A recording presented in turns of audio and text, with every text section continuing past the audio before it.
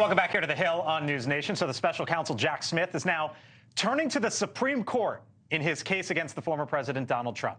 He's asking the high court to weigh in on whether Trump has presidential immunity from prosecution for his efforts to try to overturn the 2020 presidential election while he was the commander-in-chief. The filing saying, in part, quote, "This case represents a fundamental question at the heart of our democracy, whether a former president is absolutely immune from federal prosecution for crimes committed while in office, or is constitutionally protected from federal prosecution when he has been impeached but not convicted before the criminal proceedings begin." Now, the request here is an attempt to preserve the trial's potential March 4th start date. Joining us now, former Trump White House attorney May Mailman and NewsNation legal contributor Jesse Weber. Hello to you both. Nice to see you both here on a Monday afternoon. I guess I want to start here, just sort of a yes/no. May, Jesse, does the Supreme Court take this up? They don't have to. I'll let May go first.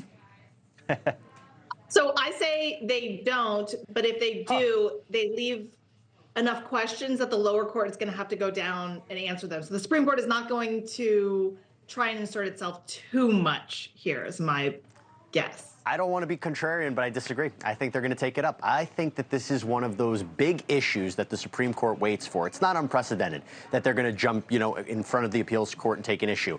Bush v. Gore, that was a big issue that immediately happened during that election. They jumped in. The Nixon tapes, they immediately jumped in. Deciding whether or not the president of the United States should be held criminally liable for actions that they were taken in office is one of those issues that I think every Supreme Court justice would want to weigh in on one way or another. I wouldn't be surprised if they decide to put their hat in the ring on this.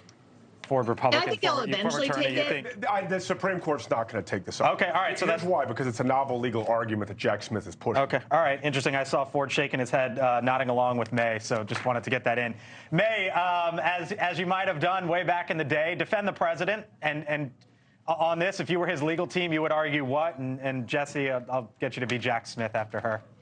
Well, what they're asking for is not just appellate review. So Trump has asked for appellate review, and he'll get that. And Jack Smith has asked for an expedited briefing there, and he might get that. But in order to jump the Court of Appeals and go to the Supreme Court, you've got to give a really good reason, not just why the case is important. So the brief says why this case is important, and I agree with Jack Smith.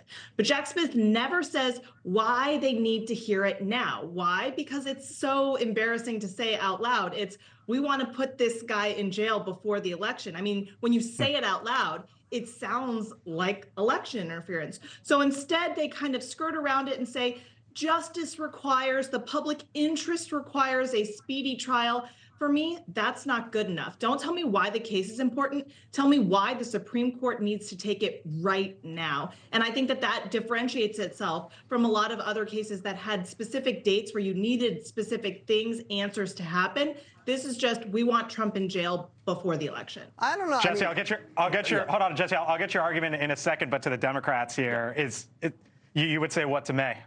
I hope the Supreme Court takes it up. I don't have a lot of faith in the Supreme Court, but voters should have an answer to whether Donald Trump is basically a domestic terrorist before they go to the polls. It's funny he's not being charged with domestic terrorism. Let's be clear.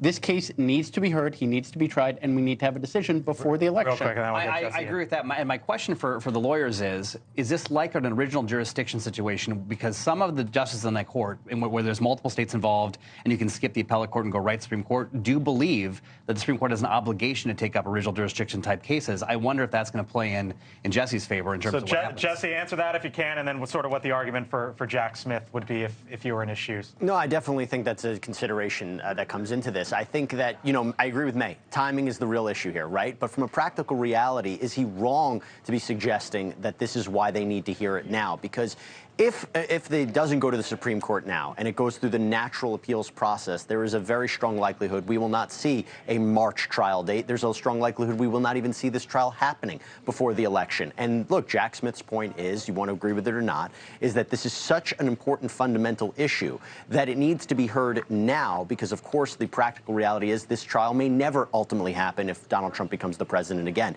And it's not just concerning Donald Trump. It's concerning every president down the line. And it's an important question, one that I hope we never have again, about if someone breaks the law while in office, can they be held criminally liable? I think that's an important question, whether it's a Republican or a Democrat. Thank you for watching. And make sure you go to joinnn.com to find NewsNation on your television provider. And don't forget to click the red subscribe button below to get more of NewsNation's fact-driven, unbiased coverage.